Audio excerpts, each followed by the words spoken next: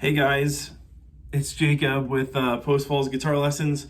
I have the camera down like this because I'm going to be showing you some things that I want you to be working on as you're at home and kind of quarantining yourself away from the studio, as well as schools and all that as well. So just wanted to give you something real practical to be working on. If you have any questions, please feel free to ask and reach out. So without further ado, I wanted to chat with you a little bit about my little PDF document that I shared with you. Talks about just the core issues or things you should be working on during your practice time. So real practice time means that you're working on certain things that are challenging to you. You're kind of challenging yourself, and so I kind of give you guys a few examples of what you should be spending your time doing when you're practicing. So just wanted to kind of talk about relative tuning with you. Relative tuning is something that I haven't really taught any of my students recently, just because it's something that once you use that Guitar Tuna app, which is, again, great. I love it. I love teaching first time, new students that.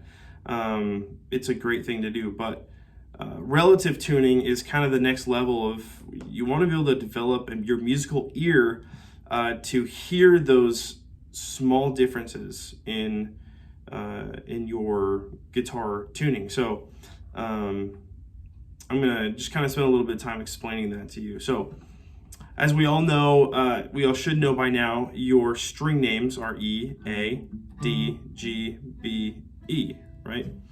And so when you tune your guitar to standard tuning, which is that, you want to make sure that you're perfectly in tune, right?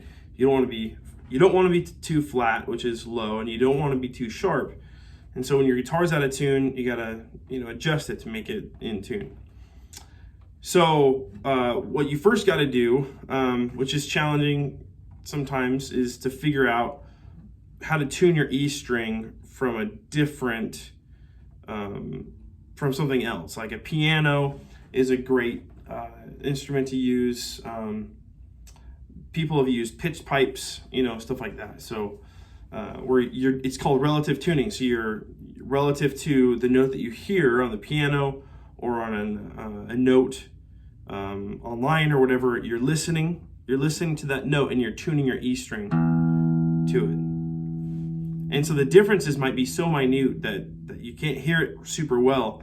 The goal is to be able to hear it so well that you can hear even just the smallest differences. So assuming that you've already tuned your E string to that, right? You make your adjustment. Now you're ready to use relative tuning from your E string. Now that your E string's in tune, your job is to tune the A string. Now, the way you tune your A string is you put your finger on the 5th fret of the E string, which is now my A note. Those of you who know your chromatic scale know that it's E, F, F sharp, G, G sharp, A. So this is A. You're going to pluck the E string and the A string because they should be the same note, right? What I'm going to do, I'm just going to detune my guitar a little bit just so you can hear that difference.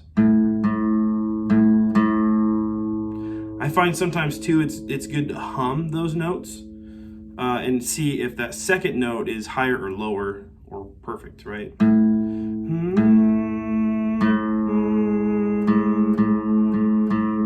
So it seems a little low, right? So I'm going to bring it up to where I think it might be. Even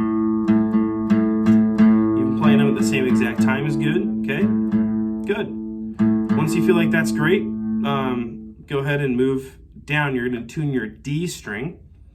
So you're gonna move down one finger. You're gonna pluck your A and your open D. I'm gonna, again, detune that so you can kind of hear it.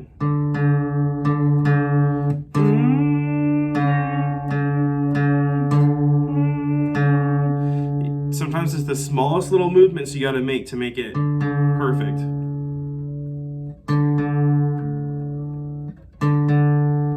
And then, oops, maybe I went too far. You got to bring it back down.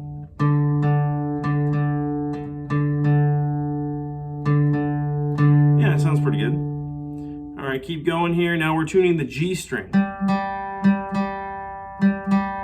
Yep, maybe that sounds good to you. Now here's where things change. The B string always kind of messes you up. So this is where you're actually going to put your finger on the 4th fret. And you're going to tune your B string with your first finger on the 4th fret of the G string, right? And then you go back to tune your E. And then you can use your octaves to figure out if you're right on. So your E's, you can use your E's. And then you can also use, a couple there. You can use those other octaves if you would like. But anyway, that's in a short nutshell, 6 minutes or so of this is how you tune your guitar using relative tuning. It takes a lot of practice and time to get that right. What I would do is I would practice tuning and relative tuning, and then going over it with a tuner to see maybe where you got off, because it's not going to be perfect by any means. It's kind of something you develop in time to develop that really well. So anyway, without further ado, I'll let you guys go. Thank you for watching, and we'll see you next time. Thanks.